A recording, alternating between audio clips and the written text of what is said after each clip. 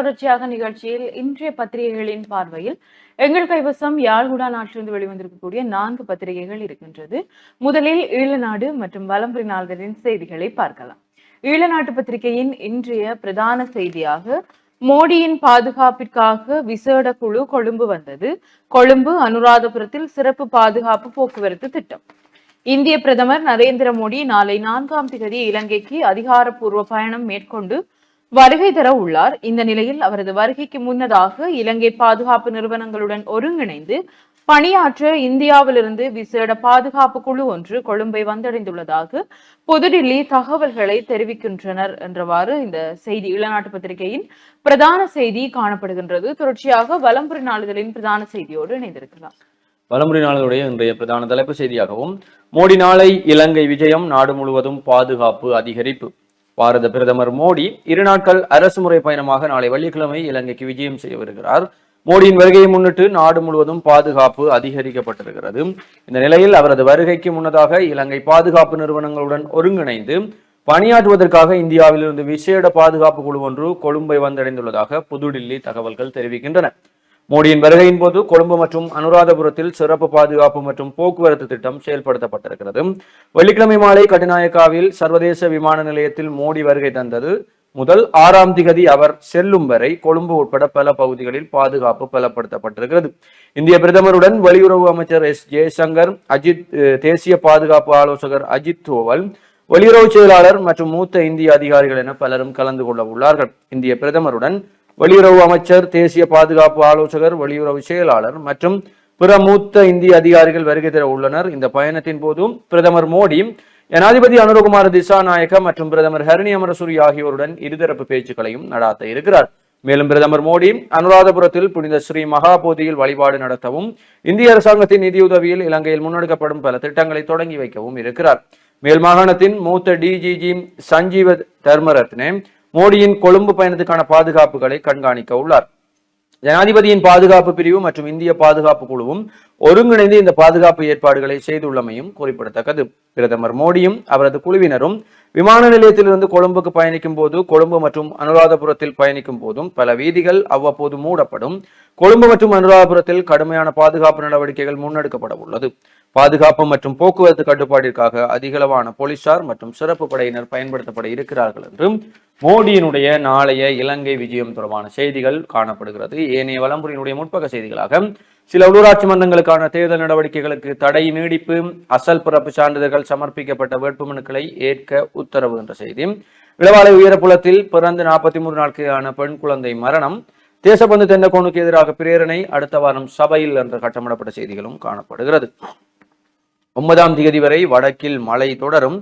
வடக்கு மற்றும் கிழக்கு மாகாணங்களின் பல பகுதிகளுக்கும் எதிர்வரும் 9ஆம் தேதி வரை இடிமின்னலுடன் கூடியதான மிதமான மழை கிடைக்க வாய்ப்பு இருக்கிறது.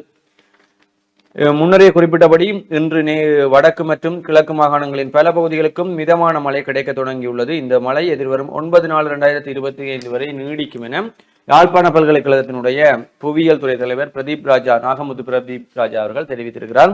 அதேபோல குடிவரவு குடியகழ்வு திணைக்களத்தை யாழில் இம்மாத இறுதிக்குள் நிறுவுவதற்கு தீர்மானம். பற்பசையினுள் போதைப் பொருள் வவுனியாவில் 2 கைது. மீனவர்கள் பிரச்சினைக்கு தீர்வு வழங்க வேண்டும். கடற்தொழிலாளர் சங்கம் பாரத பிரதமரிடம் கோரிக்கை.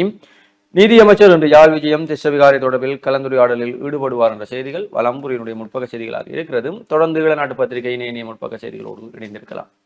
ஈழநாட்டு பத்திரிகையின் ஏனைய முற்பக்க செய்திகளுக்குள் ஏப்ரல் 5 முதல் 15 வரை எமது நிழல் சிறிது நேரம் மறையும் என்று ஒரு கட்டமிடப்பட்ட செய்தி. ஏப்ரல் 5ஆம் திகதி முதல் 15ஆம் திகதி வரை நிழல் சிறிது நேரம் மறையும். அரிய நிகழ்வு நிகழ உள்ளதாக வானியலாளர் அனுர சி பெரேரா தெரிவித்துள்ளார். வானியலாளர் அனுர சி பெரேரா மேலும் தெரிவித்ததாக ஏப்ரல் மாதத்தின் முதல் 2 வாரங்களில் சூரியன் நம் நாட்டின் மேல் உச்சத்தில் இருக்கும். இந்த உச்சநிலை ஏப்ரல் 5 முதல் 15 வரை நீடிக்கும். கொழும்பில் சூரியன் உச்சம் பெறுவது ஏப்ரல் 7ஆம் திகதி நிகழ்கின்றது. அன்று மதியம் 12 மணிக்கு யாராவது வெளியே இருந்தால் அவர்களின் நிழல் ஒரு கணம் மறைந்துவிடும். அவர்களால் தங்கள் சொந்த நிழலை பார்க்க முடியாது. வேறு யாராவது அதை பார்க்கலாம். இந்த நிலைமை 4ஆம் திகதி முதல் 15ஆம் திகதி வரை சுமார் 10 நாட்களுக்கு நீடிக்கும். 4ஆம் திகதி சூரியன் நம் நாட்டிற்குள் நுழைகிறது. அதாவது இந்த உச்சம் பெறுதல் பருத்தித்துறை முனையில் ஆரம்பமாகிறது. ஏப்ரல் 5ஆம் திகதி எலமல்தெனிய, ஏப்ரல் 6ஆம் திகதி களுத்துறை, ஏப்ரல் 7ஆம் திகதி கொழும்பு களனி, ஏப்ரல் 8ஆம் திகதி மகியங்கனை போன்ற பகுதிகளில் சூரியன் உச்சத்தை அடையும் என்று அவர் மேலும் தெரிவித்தார் என்று இந்த செய்தி காணப்படுகிறது. அப்ப நாங்களும் ஏப்ரல் 4ஆம் திகதி இதை ஒரு பரிசீலனை செய்து பார்ப்போம்.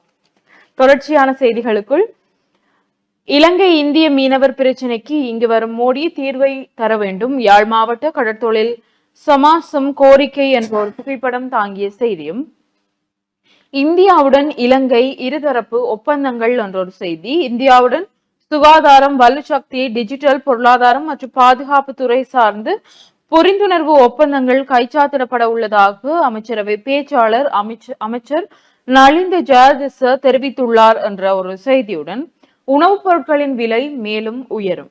அரிசிக்கான கட்டுப்பாட்டு விலையை முறையாக அமுல்படுத்தாவிடின் எதிர்வரும் 2 வாரங்களில் ஹோட்டல் உணவுப் பொருட்களின் விலை மேலும் உயரும் என அகில இலங்கை சிற்றுண்டிச்சாலை உரிமையாளர் சங்கத்தின் தலைவர் ஹர்ஷன ருக்ஷான் தெரிவித்துள்ளார் என்ற ஒரு செய்தியும் இங்கே பிரசுரிக்கப்பட்டுள்ளது. அதனைத் தொடர்ந்து, யாழில் பிறந்து 43 நாட்களான பெண் குழந்தை உயிரிழப்பு. யாழில் பிறந்து 43 நாட்களே ஆன பெண் குழந்தை ஒன்று பரிதாபமாக உயிரிழந்துள்ளது. இளவாலை உயரப்புலத்தை சேர்ந்த குழந்தையே இவ்வாறு உயிரிழந்துள்ளது. கடந்த 19ஆம் திகதி மேற்குறித்த பகுதியில் வசிக்கும் பெண்ணொருவருக்கு 7 மாதங்களில் இரட்டை ஆண் குழந்தை தெல்லிப்பளை வைத்தியசாலையில் கண்ணாடிப்பட்டியில் வைத்து கண்காணிக்கப்பட்டு வந்தது. பின்னர் 28ஆம் திகதி குழந்தையும் தாயும் வீடு செல்ல அனுமதிக்கப்பட்டனர். ஆண் குழந்தை தொடர்ந்தும் வைத்தியசாலையில் கண்ணாடிப்பட்டியில் வைத்து கண்காணிக்கப்பட்டது. இந்நிலையில் தாயார் தினமும் வைத்தியசாலைக்கு வருகை தந்து ஆண் பிள்ளைக்கு பாலூட்டி வந்துள்ளார். பெண் குழந்தைக்கு தாயார் நேற்று காலை வீட்டில் வைத்து பாலூட்டியுள்ளார். காலை 6 மணியளவில் பெண் குழந்தைக்கு வயிற்றோட்டம் ஏற்பட்டிருந்த நிலையில் குழந்தை மயங்கியது. இந்நிலையில் குழந்தையை தெல்லிப்பளை வைத்தியசாலைக்கு கொண்டு சென்ற வேளையில் குழந்தை உயிரிழந்துள்ளது. குழந்தையின் சடலம் மீதான விசாரணைகளை திடீர் மரண விசாரணை அதிகாரி ஜெயபாலசிங்கம் மேற்கொண்டார். உடற்கூற்று பரிசோதனைகளுக்கான சடலம் யாழ்ப்பாணம் போதனா வைத்தியசாலைக்கு அனுப்பி வைக்கப்பட்டுள்ளது என்று இந்த செய்தி காணப்படுகிறது. அதனைத் தொடர்ந்து, இல்லங்களில் சேர்க்க அனுமதி கோரும் சிறுவர்களின் எண்ணிக்கை வடக்கில் அதிகம். வடக்கு மாகாண ஆளுநர் சுட்டிக்காட்டியுள்ளார். வறுமை, பெற்றோர் மறுமணம் ஆகியவற்றால் சிறுவர்கள் இல்லங்களில் சேர்ப்பதற்கான அனுமதி கோரும் சிறுவர்களின் எண்ணிக்கை வடபுலத்தில் அதிகரித்து செல்வதாகவும் இது ஒரு புதிய சவாலாக மாறியுள்ளதாகவும் வடக்கு மாகாண ஆளுநர் தெரிவித்துள்ளார் என்றவாறு இளநாட்டு பத்திரிகையின் முற்பக்க செய்திகள் காணப்படுகிறது. தொடர்ச்சியாக உட்பக்க செய்திகளை பார்க்கலாம். மியன்மார் மக்களுக்கு நிவாரணம் வழங்குவதற்கு அமைச்சரவை அனுமதி என்ற ஒரு செய்தி. மியன்மாரில் இடம்பெற்ற நிலநடுக்கத்தினால் பாதிக்கப்பட்ட மக்களுக்கு நிவாரணங்களை வழங்குவதற்கு அமைச்சரவை அனுமதி வழங்கியுள்ளதாக அமைச்சரவை பேச்சாளர் அமைச்சர் நலிந்த ஜெயதிச தெரிவித்துள்ளார் என்ற ஒரு செய்தியும், மக்களுக்கு பொறுப்பு கூறும் ஆட்சிக்கான அணிதிரள்வோம், எதிர்க்கட்சி தலைவர் அழைப்பு என்ற செய்தியும், மாகாண சபை தேர்தல் எப்போது என்பதை அரசு அறிவிக்க வேண்டும், கேள்வி எழுப்புகிறது பொதுஜன பெரமுன என்ற ஒரு புகைப்படம் தாங்கிய செய்தியும் இங்கே பிரசுரிக்கப்பட்டுள்ளது. அதனைத் தொடர்ந்து செய்திகளுக்குள், பாதுகாப்பு இல்லம் பற்றி யாழில் கலந்துரையாடல் என்ற ஒரு புகைப்படம் தாங்கிய செய்தி, மருதங்கேணியில் இயங்கி வருகின்ற பாதுகாப்பு இல்லம் தொடர்பான கலந்துரையாடல் யாழ்ப்பாண மாவட்ட பதில் அரசாங்க அதிபர் மருதலிங்கம் பிரதீபன் தலைமையில் நேற்று முன்தினம் அரசாங்க அதிபர் அலுவலகத்தில் இடம்பெற்றது என்றதோடு, வேட்பாளர் விண்ணப்ப படிவத்தில் அடையாள அட்டை இலக்கம் இல்லை. உள்ளூராட்சி மன்ற தேர்தலில் போட்டியிட விண்ணப்பித்த வேட்பாளர் விண்ணப்ப படிவத்தில் ஒருவருடைய அடையாள அட்டை இலக்கம் இல்லாத போதும் எவரையும் நிராகரிக்காது வவுனியா மாவட்ட தேர்தல் செயலகம் குறித்த விண்ணப்பத்தை ஏற்றுக்கொண்டுள்ளது. வவுனியா மாநகர சபையில் போட்டியிட சுயேட்சை குழு ஒன்று வேட்பு மனுவை தாக்கல் செய்திருந்தது. அதில் நேரடி வேட்பாளராக 10ஆம் வட்டாரத்தில் போட்டியிடும் வேட்பாளரது விவரங்கள் பதியப்பட்டுள்ளன. இந்த விண்ணப்ப படிவத்தில் குறித்த வேட்பாளரது தேசிய அடையாள அட்டை இலக்கம் பதிவு செய்யப்படாது விண்ணப்பித்துள்ளார். குறித்த விண்ணப்பங்களை மேற்பார்வை செய்த வவுனியா மாவட்ட தேர்தல் தெரிவத்தாட்சி அலுவலகர்களும் அதனை சரியென ஏற்றுக்கொண்டுள்ளனர் என்றவாறு இந்த செய்தி காணப்படுகிறது. தொடர்ச்சியான செய்திகளுக்குள், நிறைவேற்று அதிகாரம் ஒழிக்கப்பட்ட புதிய அரசமைப்பு நிச்சயம் வரும் 5 வருடங்களில் சாத்தியம் என்கிறார் நீதி அமைச்சர் ஹர்ஷன நாணயக்கார். புதிய அரசமைப்பு இயற்றப்படுவதற்கான கால எல்லையை என்னால் சரியாக குறிப்பிட முடியாது. ஆனால் 5 ஆண்டு காலப்பகுதிக்குள் இதற்குரிய பணி நிச்சயம் நிறைவேறும் என்று நீதியமைச்சர் சட்டத்தரணி ஹர்ஷன நாணயக்கார தெரிவித்துள்ளார் என்ற ஒரு கட்டமிடப்பட்ட செய்தியும், வாகன பதிவுக்கு TIN எண் கட்டாயமானது. புதிய வாகனங்களை பதிவு செய்யும் போது உரிமையாளர்களது TIN இலக்கத்தை சமர்ப்பிப்பது கட்டாயமாக்கப்பட்டுள்ளது. மோட்டார் சைக்கிள், உளவு இயந்திரம் மற்றும் முச்சக்கர வண்டி தவிர்ந்த ஏனைய அனைத்து புதிய மோட்டார் வாகனங்களுக்கும் இது பொருத்தம் என அறிவிக்கப்பட்டுள்ளது. வருமான வரி செலுத்துவதற்கு பதிவு செய்யப்பட்டுள்ளதை உறுதிப்படுத்த வருமான வரித்துறையினரால் வழங்கப்படும் TIN இலக்கத்தையும் அதனை உறுதிப்படுத்தும் முறையான சத்திய கடதாசியையும் சம்பந்தப்பட்ட உரிமையாளர்கள் சமர்ப்பிக்க வேண்டும் என மோட்டார் வாகன போக்குவரத்து திணைக்களம் தெரிவித்துள்ளது என்றவாறு இந்த செய்தி காணப்படுகிறது. தொடர்ச்சியான செய்திகளுக்குள், புற்றுநோயால் வருடாந்தம் 19,000 பேர் உயிரிழப்பு, 33,000 புதிய நோயாளர்கள் அடையாளம்.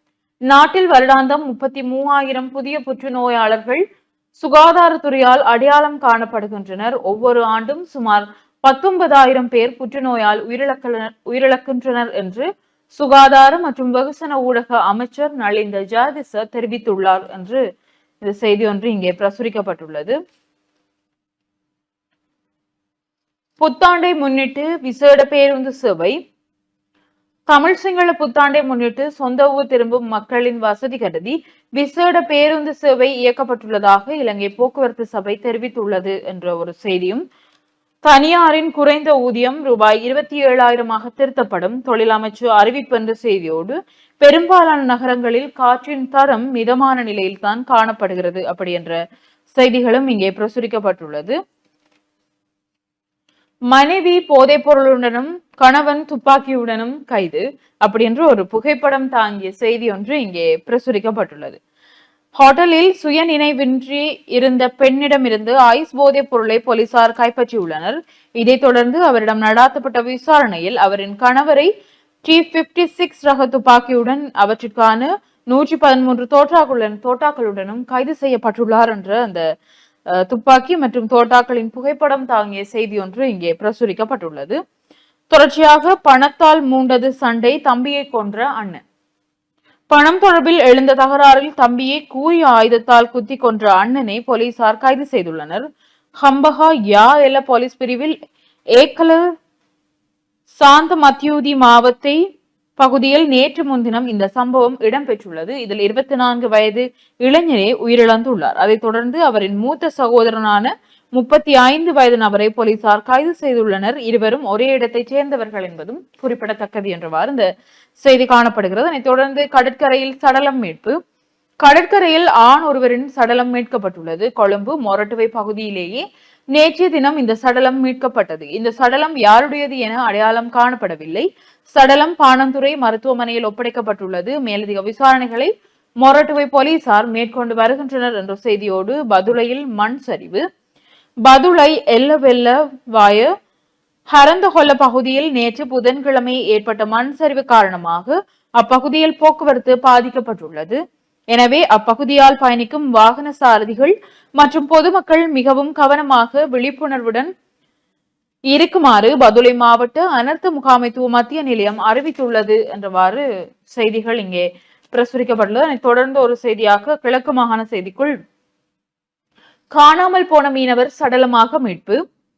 அம்பாறை இறக்காமம் போலீஸ் பிரிவிற்குட்பட்ட நெய்னாக்காடு சாவற்றில் கடந்த 31ஆம் தேதி திங்கட்கிழமை மீன்பிடிக்க சென்று நேற்று முன்தினம் செவ்வாய்க்கிழமை பிற்பகல் சடலமாக மீட்கப்பட்டுள்ளார். சடலமாக மீட்கப்பட்டவர் கல்முனை பாண்டிருப்பை சேர்ந்த செல்வராசா என்ற உறவினர்கள் அடையாளமும் காட்டியுள்ளனர். இந்த சம்பவம் குறித்து மேலும் தெரிய வருவதாவது, நெய்னாக்காடு சாவாறு பகுதியில் நண்பர்களுடன் திங்கட்கிழமை மாலை வேளையில் மீன்பிடிக்க சென்றவர் வீடு திரும்பவில்லை. இந்நிலையில் தனது கணவனை காணவில்லை என மனைவி செவ்வாய்க்கிழமை காலை இறக்காமம் போலீசுக்கு முறைப்பாடு செய்துள்ளார். குறித்த முறைப்பாட்டிற்கு அமைய புதிய மீனவர்கள் குறித்த மீனவரின் நண்பரை விசாரணைக்கு மேற்கொண்டனர். அதனைத் தொடர்ந்து செவ்வாய்க்கிழமை போலீசார் மேற்கொண்ட தேடுதல் நடவடிக்கைகளின் போது காணாமல் போனவர் பிற்பகல் 3 மணியளவில் சடலமாக மீட்கப்பட்டுள்ளார் என்றவாறு உள்நாட்டு செய்திகள் இங்கு பிரசுரிக்கப்பட்டுள்ளது. தொடர்ச்சியாக வலம்புரி நாளிதழின் உட்பக்க செய்திகளை பார்க்கலாம். வலம்புரி நாளிதழுடைய ஏனைய உட்பக்க செய்திகளுக்குள் பாரத பிரதமருடனான ஒப்பந்தங்கள் கைச்சாத்தான பின்னரே பகிரங்கப்படுத்தப்படும் அமைச்சரவை பேச்சாளர் நலிந்த. பாரத பிரதமர் நரேந்திர மோடியுடன் இலங்கை விஜயத்தின் போது கைச்சாத்திடப்படும் ஒப்பந்தங்கள் தொடர்பிலான முழுமையான விவரங்கள் கைச்சாத்தாகிய பின்னரே பகிரங்கப்படுத்தப்படும் என அமைச்சரவை பேச்சாளர் நலிந்த ஜெயதிச தெரிவித்திருக்கிறார். கச்சதீவை மீட்பது மட்டுமே மீனவர்களுக்கு நிரந்தர தீர்வாகும். மாநில சட்டமன்றத்தில் தீர்மானம் முன்வைத்த ஸ்டாலின். கச்சதீவை மீட்பது மட்டுமே தமிழக மீனவர்களின் பாரம்பரிய மீன்பிடித்தலை பாதுகாப்பதற்கான ஒரே நிரந்தர தீர்வு என்றும் தமிழ்நாட்டின் முதல்வர் மு க ஸ்டாலின் தெரிவித்திருக்கிறார் என்ற செய்தியும் காணப்படுகிறது. குறைந்த விலையில் போசாக்கு உணவு அரசின் புதிய திட்டம் ஆரம்பம். மக்களின் உணவு பாதுகாப்பை உறுதிப்படுத்தல் மற்றும் குறைந்த விலையில் போசாக்கான உணவை பெற்றுக் கொள்வதற்கான வசதிகளை ஏற்படுத்தி கொடுக்கும் வகையில் அரசாங்கத்தினால் அறிமுகப்படுத்தப்பட்ட வேலை திட்டம் தேசிய உணவு ஊக்குவிப்பு சபையின் பெலச உணவகத்தில் நேற்று முன்தினம் ஆரம்பித்து வைக்கப்பட்டது. இதனால் 200 ரூபாய் என்ற குறைந்த விலையில் போசாக்கு நிறைந்த உணவை உண்டு மகளும் வாய்ப்பு மக்களுக்கு கிடைக்கும் என்பதோடு இந்த போசாக்கான சமச்சீர் உணவின் செய்முறை அனைத்து அரசு மற்றும் தனியார் உணவகங்களிலும் விரைவில் அறிமுகப்படுத்தப்படும் எனவும் தெரிவிக்கப்பட்டிருக்கிறது. தனியார் துறை ஊழியர்களின் ஊதியத்தை அதிகரிக்க நடவடிக்கை. முன்னாள் முதலமைச்சருக்கு கடூழிய சிறை தண்டனை. கொழும்பு உயர்நீதிமன்றம் அதிரடி.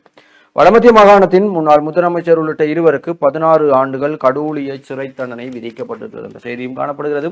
வலம்புரியினுடைய விளையாட்டு செய்திகளுக்குள் சிராஜ் பட்லர் அசத்தல் பெங்களூரின் வெற்றி நடக்கி குஜராத் போட்டது முட்டுக்கட்டை என்றும் நேற்று தினம் இடம்பெறக்கூடிய பெங்களூர் மற்றும் குஜராத் அணிகளுக்கு இடையிலான ஐபிஎல் போட்டியிலே பெங்களூர் அணியை வீழ்த்தி குஜராத் அணி வெற்றி பெற்றிருக்கிறார்கள். எனவே தொடர்ச்சியாக 2 வெற்றிகளை பெற்றிருந்த பெங்களூர் அணிக்கு 3வது போட்டி தோல்வியில் முடிந்திருக்கிறது என்று அந்த ஐபிஎல் செய்தி காணப்படுகிறது. புஷ்பா பட பாணியில் கசரங்க வெற்றி கழிப்பு. ஐபிஎல் தொடரில் கசரங்க அவர்கள் விக்கெட்டுகள் வீழ்த்திய பிறகு புஷ்பா பட பாணியில் வெற்றி கழிப்பில் ஈடுபட்டார் என்ற புகைப்படம் தாங்கிய செய்திகளும் 2வது ஒருநாள் போட்டியில் நியூசிலாந்து அணி வெற்றி. பாகிஸ்தான் அணியுடன் இடம்பெற்ற 2வது ஒருநாள் போட்டியில் நியூசிலாந்து அணியினர் வெற்றி பெற்றிருக்கிறார்கள் என்ற செய்திகள் வலம்புரியினுடைய விளையாட்டு செய்திகளுக்குள் காணப்படுகிறது. வருடாந்தம் 19,000 பேர் புற்றுநோயால் உயிரிழப்பு. சுகாதார அமைச்சர் அதிர்ச்சி தகவல். இலங்கையில் வருடாந்தம் 33,000 புதிய புற்றுநோயாளர்கள் சுகாதாரத்துறையால் அடையாளம் காணப்படுவதுடன் ஒவ்வொரு ஆண்டும் சுமார் 19,000 பேர் புற்றுநோயால் உயிரிழப்பதாக சுகாதார மற்றும் பகுசன ஊடக அமைச்சர் நலிந்த ஜெயதிச தெரிவித்திருக்கிறார். புகைப்பிடித்தலுக்கு எதிரான விழிப்புணர்வு. மன்னாரில் முன்னெடுப்பு. பதிவு செய்யப்படாத நிறுவனங்களுக்கு எதிராக சட்ட நடவடிக்கை. தேர்தல் தொடர்பில் 413 முறைப்பாடுகள் இதுவரை பதிவு என்ற செய்திகளும் காணப்படுகிறது. மியான்மர் மக்களுக்கு இலங்கை அரசு நிதி உதவி என்ற செய்தியும் காணப்படுகிறது. வலம்புரியினுடைய வெளிநாட்டு செய்திகளுக்குள் மியான்மர் நிலநடுக்கம் 10,000 கட்டடங்கள் தரைமட்டம். உலக சுகாதார அமைப்பு தெரிவிப்பு. மியான்மரில் ஏற்பட்ட நிலநடுக்கத்தில் 10,000க்கும் மேற்பட்ட கட்டடங்கள் இடிந்துள்ளதாக உலக சுகாதார அமைப்பு தெரிவித்திருக்கிறார்கள். குஜராத்தில் பட்டாசு தொழிற்சாலையில் வெடிவிபத்து 13 பேர் உயிரிழப்பு. மலேசியாவில் திடீரென வெடித்த எரிவாயு குழாய் வானுயர் எழும்பிய தீ பிளம்புகள் என்று வெளிநாட்டு செய்திகள் காணப்படுகிறது. நாங்கள் மீண்டும் பரப்போம். சுனிதா வில்லியம்ஸ் உறுதி. மீண்டும் ஸ்டார்லைனர் விண்கலத்தில் பரப்பீர்களா என்று கேட்கிற போது நாங்கள் மீண்டும் பரப்போம் என சுனிதா வில்லியம்ஸ் உறுதி அளித்திருக்கிறார். அந்த செய்திகள் வெளிநாட்டு செய்திகளுக்குள் இருக்கிறது. தொடர்ச்சியாக உள்நாட்டு செய்திகளுக்குள் சீவல் தொழிலாளர்களுக்கு உயிர் காப்புறுதி. அரசாங்கம் புதிய திட்டம். இலங்கையில் கித்துள் தென்னை மற்றும் பனை தொழில்களில் ஈடுபட்டுள்ள தொழிலாளர்களுக்கு உயிர் காப்புறுதி திட்டம் ஒன்றை அமல்படுத்த திட்டமிடப்பட்டுள்ளதாக கமத்தொழில் மற்றும் கமநல காப்புறுதி சபை தெரிவித்திருக்கிறார்கள். மாற்றுத்திறனாளிகளுக்கான தேசிய விளையாட்டுப் போட்டி. யாழிலிருந்து 17 வீரர்கள் பங்கேற்பு என்ற செய்தியும் வலம்புரியினுடைய இன்றைய ஆசிரியர் தலையங்கமாக மாணவர்களை பழிதீர்க்கும் செயற்பாட்டில் நோக்கில் செயற்படலாகாது என்ற தலைப்பிலே ஆசிரியர் தலையங்கம் வலம்புரியில் இன்றைக்கு புலர்ந்திருக்கிறது. யாழ்ப்பாண பல்கலைக்கழகம் என்பது தனித்து தமிழ் பல்கலைக்கழகம் மட்டுமல்ல, அது ஒரு பண்பாட்டு பல்கலைக்கழகமாகும். தவிர இலங்கையில் இருக்கக்கூடிய அத்தனை பல்கலைக்கழகங்களுக்கும் யாழ்ப்பாண பல்கலைக்கழகம் எடுத்துக்காட்டாக விளங்கக்கூடிய ஒன்றாகவும் இருக்கிறது. இருந்தும் யாழ்ப்பாண பல்கலைக்கழகத்தின் சில தீர்மானங்கள் ஒரு சிலரை திருப்திப்படுத்துவதற்காக எடுக்கப்படுவது போல தெரிகிறது என்று அந்த ஆசிரியர் தலையங்கம் தொடர்ந்து செல்கிறது. சிறுவர் துஷ்பிரயோகம், இளவயது கற்பம் வடமாகாணத்தில் அதிகரிப்பு. யுனிசெப் பிரதிநிதிகளிடம் வடக்கு ஆளுநர். வடக்கு மாகாணத்தில் சிறுவர் துஷ்பிரயோகம், இளவயது கற்பங்கள் என்பன முன்னைய காலங்களுடன் ஒப்பிடுகையில் அதிகரித்துள்ளது என வடக்கு மாகாண ஆளுநர் நா. வேதநாயகன் அவர்கள் யுனிசெப் பிரதிநிதிகளிடம் சுட்டிக்காட்டியிருக்கிறார் என்ற ஒரு செய்தியும் காணப்படுகிறது. ஈப்பொத பஸ் மோதியதில் 2 வயது சிறுவன் பலி. காலி கொழும்பு வீதியில் சம்பவம். ஜனாதிபதி நிதியத்தில் முறைகேடு. விசாரணையை ஆரம்பித்தது குற்றப்புலனாய்வு திணைக்களம் என்ற செய்தியும் காணப்படுகிறது. இவைதான் வலம்புரியினுடைய இன்றைய முக்கியமான செய்திகளாக இருக்கிறது. தொடர்ச்சியாக ஈழநாட்டு பத்திரிகைகளின் ஏனைய செய்திகளோடு இணைந்திருக்கலாம். ஈழநாட்டு பத்திரிகையின் உலக செய்திகள் பக்கத்தில் மியன்மாரில் நிலநடுக்கத்தால் இதுவரை 3000 பேர் உயிரிழப்பு. மியன்மாரில் அடுத்தடுத்து ஏற்பட்ட பயங்கர நிலநடுக்கத்தால் உயிரிழந்தவர்களின் எண்ணிக்கை 3000ஆக அதிகரித்துள்ளது என்ற ஒரு துயரகரமான செய்தியை இங்கே பதிவு செய்திருக்கிறார்கள். தொடர்ச்சியாக ஐஸ்லாந்தில் எரிமலை வெடிப்பு, மக்கள் வெளியேற்றப்பட்டனர் என்று அந்த புகைப்படம் ஒன்று இங்கே பிரசுரிக்கப்பட்டுள்ளது. அரசியல் எனக்கு முழு நேர பணி அல்ல, யோகி ஆதித்யநாத். அரசியல் என்பது தனக்கு முழு நேர பணி அல்ல என்று, உண்மையில் தான் ஒரு துறவி என்றும் இந்தியாவின் உத்தரப்பிரதேச முதலமைச்சர் யோகி ஆதித்யநாத் தெரிவித்துள்ளார் என்ற ஒரு செய்தி இங்கே பிரசுரிக்கப்பட்டுள்ளது. சீனா இந்தியா நெருக்கமாக இணைந்து செயல்பட வேண்டும், சீன ஜனாதிபதி ஜின்பிங் விருப்பம் என்ற வாரம் உலக செய்திகள் இங்கே பிரசுரிக்கப்பட்டுள்ளது. தொடர்ச்சியாக இறுதிப்பக்க செய்திகளுக்குள் கச்சதீவை மீளக்கோரி தனிநபர் பிரேரணை, தமிழ்நாடு சட்டசபையில் ஸ்டாலின் முன்வைத்தார். இலங்கைக்கு வழங்கிய கச்சதீவை மீளப் பெற வேண்டும் என்று கோரி தமிழ்நாடு சட்டசபையில் முதலமைச்சர் மு.க.ஸ்டாலின் தனிநபர் பிரேரணையை நேற்று புதன்கிழமை சமர்ப்பித்தார் என்றவாறு ஒரு செய்தி இங்கே பிரசுரிக்கப்பட்டுள்ளது. அதனைத் தொடர்ந்து செவ்வந்தியை ஒத்த உருவமுள்ள பெண் ஒருவர் கைது. கனியமுள்ள சஞ்சீவ படுகொலைக்கு தொடர்புடைய தற்போது தலைமறைவாகவும் உள்ள இஷாரா செவ்வந்தி என்ற பெண் அனுராதபுரம் நகரில் உள்ள ஹோட்டல் ஒன்றில் இருப்பதாக கிடைத்த தகவலின் அடிப்படையில் போலீசார் ஒருவரை கைது செய்துள்ளனர். கைது செய்யப்பட்ட பெண் செவ்வந்தியின் தோற்றத்திற்கு மிகவும் ஒத்த தோற்றமுடையவர் ஆவார். அவர் கைது செய்யப்பட்ட போது அவரிடம் போதைப் பொருட்களும் இருந்ததாக போலீசார் தெரிவித்தனர் என்று இந்த செய்தி பிரசுரிக்கப்பட்டுள்ளது. அதனைத் தொடர்ந்து விபத்தில் குழந்தை பலி, பேருந்து மோதியதில் 2 வயது குழந்தை ஒன்று உயிரிழந்துள்ளது. களுத்துறை வாஸ்கடுவ பிரதேசத்தில் நேற்று புதன்கிழமை இந்த விபத்து இடம்பெற்றது. இலங்கை போக்குவரத்து சபைக்கு சொந்தமான பேருந்தே இந்த விபத்தை ஏற்படுத்தியது. இதையடுத்து பேருந்தின் சாரதி போலீசாரால் கைது செய்யப்பட்டுள்ளார் என்ற செய்தியும், கொழும்பு செல்ல மறுத்ததால் பேருந்தை தாக்கிய சிப்பாய், தன்னை கொழும்புக்கு ஏற்றிச் செல்ல மறுத்தமையால் ஈப்போசா பேருந்தை தாக்கி சேதப்படுத்திய படை சிப்பாய் ஒருவரை பண்டாரவளை போலீசார் கைது செய்துள்ளனர். பனாகொடை ராணுவ முகாமைச் சேர்ந்த 35 வயதான சிப்பாயி இவ்வாறு கைது செய்யப்பட்டுள்ளார். சம்பவம் தொடர்பில் மேலும் அறிய வருவதாவது, இலங்கை போக்குவரத்து சபையின் பண்டாரவளை டிப்போவிற்கு சொந்தமான பேருந்து ஒன்றை கொழும்பிலிருந்து பதுளை நோக்கி பயணித்துவிட்டு மீண்டும் பண்டாரவளை டிப்போவை நோக்கி பயணித்தது. அப்போது இனம் தெரியாத நபர்கள் சிலருடன் மோட்டார் சைக்கிள் வந்த ராணுவ சிப்பாய் பேருந்தை மறைத்து அதில் ஏறியுள்ளார். பின்னர் தன்னை கொழும்புக்கு அழைத்துச் செல்லுமாறு சாரதியிடமும் நடத்துனரிடமும் கூறியுள்ளார். இதற்கு ஏற்கனவே கொழும்பிலிருந்து பதுளை நோக்கி பயணித்து விட்டதாகவும், கடமை முடிவடைந்ததால் தாம் பண்டாரவளை டிப்போவிற்கு செல்வதாகவும் சாரதியும் நடத்துனரும் சிப்பாய்க்கு கூறியுள்ளனர். இதையடுத்து சிப்பாய் சாரதியுடனும் நடத்துனருடனும் தகராறில் ஈடுபட்டதுடன் பேருந்தையும் தாக்கி சேதப்படுத்தியுள்ளார். இது தொடர்பில் பண்டாரவளை போலீசாருக்கு கிடைத்த தகவலின் பேரில் சந்தேக நபரான ராணுவ சிப்பாய் கைது செய்யப்பட்டுள்ளார் என்றவாறு இந்த செய்தி காணப்படுகிறது. இவைதான் நேர்களே இன்றைய ஈழநாட்டு பத்திரிகையில் பிரசுரிக்கப்பட்டுள்ள செய்திகளாக இருக்கின்றது. தொடர்ச்சியாக தினக்குரல் நாளிதழின் பிரதான செய்தி என்னவென்று பார்க்கலாம். தினக்குரல் நாளிதழுடைய பிரதான தலைப்பு செய்தியாக, உயர் பாதுகாப்பு வலயத்தில் சிக்கியுள்ள பலாலி வீதி விடுவிப்பு விரைவில் சாத்தியமா என்ற கேள்வியோடு பூர்வாங்க நடவடிக்கைகள் ஆரம்பம். யனாதி பிரதமர் வருகையுடன் சாத்தியம். யாழ்ப்பாணம் பலாலி வீதியில் உயர் பாதுகாப்பு வலயத்திற்குள் உள்ள 2.5 கிலோமீட்டர் நீளமான வீதி மிக விரைவில் திறந்து விடப்பட உள்ளதாகவும் அதற்கான பூர்வாங்க நடவடிக்கைகள் ஆரம்பிக்கப்பட உள்ளதாகவும் தகவல்கள் வெளியாகி இருக்கின்றன. போர்க்காலத்தில் வலிவடக்கு நிலப்பகுதியில் உயர் பாதுகாப்பு வலயமாக அறிவிக்கப்பட்டிருந்த நிலையில் போர் நிறைவடைந்த பின்னர் அதன் பெரும்பகுதி நிலம் மக்களிடம் மீள கையளிக்கப்பட்டிருக்கிறது. அதே போல காங்கேசன்துறை வீதி, பலாலி வீதி ஆகிய இரு வீதிகளின் ஒரு பகுதி முற்றாக உயர் பாதுகாப்பு வலயத்திற்குள் அகப்பட்டிருந்த நிலையில் காங்கேசன்துறை வீதி முற்றாக மக்கள் பயன்பாட்டுக்காக விடுவிக்கப்பட்டிருக்கிறது. எனினும் பலாலி வீதியில் 2.5 கிலோமீட்டர் நீளமான வீதி தொடர்ந்தும் உயர் பாதுகாப்பு வலயத்திற்குள் சிக்கி இருக்கிறது. இதனால் கடந்த சில வருடங்களாக அச்சுவேலிக்கு செல்வதற்கும் தெல்லிப்பளைக்கு செல்வதற்கும் இணைப்பு வீதிகளை மக்கள் பயன்படுத்தும் நிலையே காணப்படுகின்றது. இவ்வாறான நிலையில் மேற்படி வீதியை விடுவிப்பதற்கு பூர்வாங்க நடவடிக்கைகள் ஆரம்பிக்கப்பட்டுள்ள நிலையில் மிக விரைவில் குறித்த வீதி மக்கள் பயன்பாட்டிற்காக விடுவிக்கப்பட உள்ளதாக தகவல்கள் வெளியாகி இருக்கிறது. இம்மாதம் நடுப்பகுதியில் ஜனாதிபதி மற்றும் பிரதமர் யாழ்ப்பாணத்துக்கு விஜயம் செய்ய உள்ள நிலையில் மக்களின் நீண்டகால கோரிக்கையாக உள்ள இந்த வீதி திறப்பு சாத்தியமாகும் என தகவல் வெளியாகியுள்ளது. இதற்கு முன்னேற்பாடாக வீதி அபிவிருத்தி அதிகார சபையுடன் கலந்துரையாடல் முடிவடைந்ததாக அரசு தரப்பு அரசியல்வாதிகள் சிலர் கூறியுள்ள நிலையில் ஏனைய செயற்பாடுகள் முழு வீச்சில் இடம்பெற்று வருவதாகவும் இந்நிலையில் இம்மாதம் குறித்த வீதி பொதுமக்களின் பாவனைக்காக திறந்துவிடப்படக்கூடிய சாத்தியக்கூறுகள் உள்ளதாகவும் காணப்படுகிறது. தேர்தல் காலங்கள் ஆரம்பித்திருக்கிற ரீதியால் இவ்வாறான விடயங்கள் நடைபெறுவது சாதாரண விடயங்கள் தான். எது எவ்வாறாக இருக்கலாம், அவர்களுடைய தேர்தல் கால நிகழ்ச்சிகளில் எங்கள் மக்களுக்கான நன்மைகள் நடந்தால் அது எங்களுக்கு சந்தோஷம் கொடுக்கக்கூடியதாக இருக்கும். தொடர்ச்சியாக உதயன் பத்திரிகையின் பிரதான தலைப்பு செய்தியை பார்க்கலாம். உதயன் பத்திரிகையின் இன்றைய பிரதான செய்தியாக இலங்கையிடம் இருந்து கச்சதீவை மீட்கவும் தமிழக சட்டசபையில் தீர்மானம்.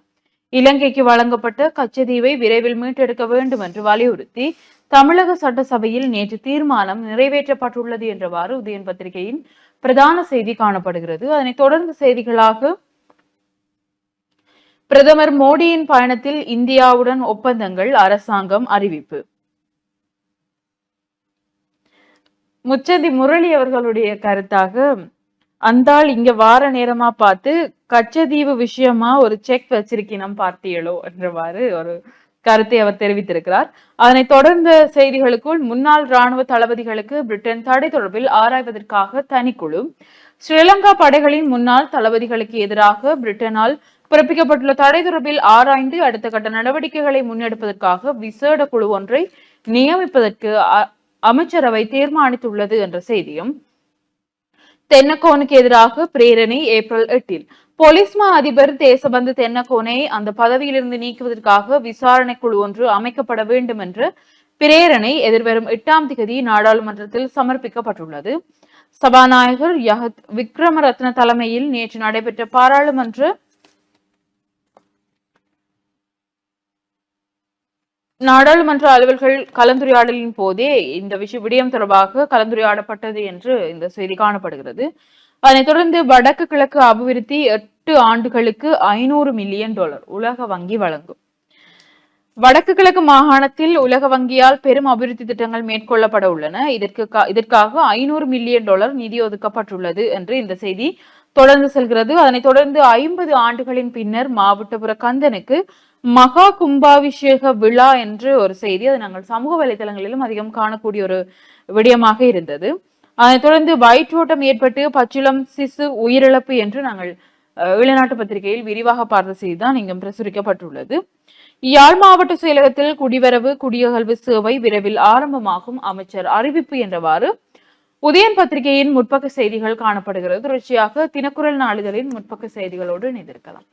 தினக்குரல் நாளிதழுடைய ஏனைய முற்பக்க செய்திகளுக்குள் பிரித்தானிய தடையின் தாக்கம் தொடர்பில் ஆராய விசேட குழு என்ற ஒரு கட்டமிடப்பட்ட செய்தி. குடிவரவு குடியகல்வு அலுவலகத்தை யாழ்ப்பாணத்தில் அமைக்க அமைச்சரவை அங்கீகாரம். பிரதமர் மோடியின் வருகையை முன்னிட்டு கொழும்பு அனுராதபுரத்தில் வரலாறு காணாத பாதுகாப்பு, இந்தியாவிலிருந்து விசேட பாதுகாப்பு குழுவும் இலங்கைக்கு வருகை என்ற செய்தியோடும் புதிய அரசியலமைப்பு உருவாக்கம் உடனடியாக சாத்தியம் இல்லையாம், 5 ஆண்டுகளில் நிச்சயம் என்கிறார் நீதி அமைச்சர். புதிய அரசியலமைப்பை உருவாக்குவதற்கான கால எல்லையை சரியாக கூற முடியாது என கூறியுள்ள நீதி அமைச்சர் ஹர்ஷய நாணயக்கார 5 ஆண்டுகளில் நிச்சயம் செய்வோம் எனவும் கூறியிருக்கிறார் என்ற செய்தியும், இந்திய மீனவர்களின் அத்துமீறல்களே வடமாகாண கடற்தொழிலாளர்களின் பொருளாதார நலிவுக்கு காரணம்.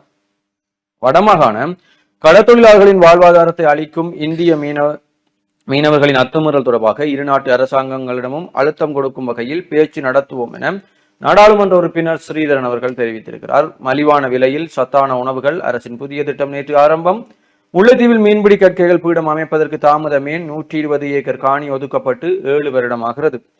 முல்லைத்தீவு மாவட்டத்தில் யாழ் பல்கலைக்கழகத்தின் மீன்பிடி கற்கைகள் பீடத்தை அமைப்பதற்கு தேவையான நடவடிக்கைகளை மேற்கொள்ளுமாறு நாடாளுமன்ற உறுப்பினர் ரவிகரன் கோரிக்கை விடுத்திருக்கிறார். மீன்பிடி கற்கைகள் பீடத்தினை அமைப்பதற்கு 120 ஏக்கர் காணி ஒதுக்கீடு செய்யப்பட்டு 7 வருடங்கள் கடந்துள்ள போதும் ஆக்கப்பூர்வமான எந்த ஒரு நடவடிக்கையும் எடுக்கப்படவில்லை. இது தொடர்பில் அவர் மேலும் தெரிவிக்கையில், ஏற்கனவே 120 ஏக்கர் காணிகள் ஒதுக்கப்பட்டு பல்கலைக்கழக மீன்பிடி கற்கைகள் பீடம் ஒன்று இங்கே நிறுவுவது என தீர்மானிக்கப்பட்டிருந்தது. தற்போது குறித்த பல்கலைக்கழக மீன்பிடி கற்கைகள் பீடத்தை வேறு இடங்களுக்கு கொண்டு செல்வதற்குரிய நோக்கம் இருப்பதாகவும் அறிய முடிகிறது. ஆனால் இவ்வாறு வேறு இடங்களுக்கு கொண்டு செல்வதை எம்மால் ஒருபோதும் அனுமதிக்க முடியாது. எனவே முல்லைத்தீவில் பல்கலைக்கழக மீன்பிடி கற்கைகள் பீடம் ஒன்றினை விரைந்து அமைப்பதற்கு கூடிய கவனம் எடுக்குமாறு கூட்டுறவு பிரதி அமைச்சரும் முல்லைத்தீவு மாவட்ட அபிவிருத்தி ஒருங்கிணைப்பு குழு தலைவருமான உபாலி சமரசிங்கவிடம் வலியுறுத்தி கேட்டுக்கொள்கிறேன் என்று அவர் தெரிவித்திருக்கிறார் என்ற செய்தியும் காணப்படுகிறது. அதேபோல தேசபந்துவுக்கு எதிராக பிரேரணை 8ஆம் தேதி நாடாளுமன்றத்தில் சமர்ப்பிப்பதற்கு தீர்மானம் என்ற செய்திகளும் காணப்படுகிறது. உள்நாட்டு செய்திகளுக்குள் இலங்கையை சிறப்பு கண்காணிப்பு பட்டியலில் சேர்ப்பதற்கான பரிந்துரை சர்வதேச மத சுதந்திரத்திற்கான அமெரிக்க ஆணைக்குழு. சர்வதேச மத சுதந்திரத்திற்கான அமெரிக்க ஆணைக்குழுவின் 2025ஆம் ஆண்டுக்கான அறிக்கையில் 2024ஆம் ஆண்டில் பதிவு செய்யப்பட்ட மத சுதந்திரம் தொடர்பான நிலைமைகளின் அடிப்படையில் அமெரிக்க வெளியுறவுத்துறை இலங்கையை சிறப்பு கண்காணிப்பு பட்டியலில் சேர்க்க பரிந்துரை செய்திருக்கிறது. மனித நுகர்வுக்கு ஒவ்வாத உணவுப் பொருட்கள் தயாரிப்பு உரிமையாளர் மீது வழக்கு பதிவு, மன்னார் மூர் வீதியில் சம்பவம் என்ற செய்திகளும் காணப்படுகிறது.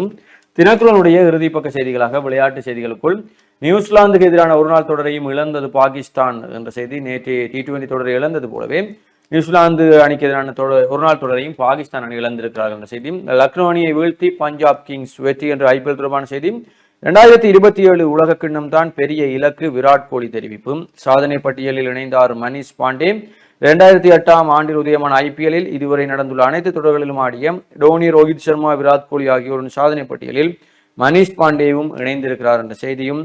நோட் புக் கொண்டாட்டம், திக்வேஸுக்கு அபராதம் என்ற விளையாட்டு செய்திகள் தினக்குரலுடைய விளையாட்டு செய்திகளாக காணப்படுகிறது. இவைதான் இன்று புலந்திருக்கக்கூடிய நாளிதழ்களுடைய முக்கிய செய்திகளாக இருக்கிறது.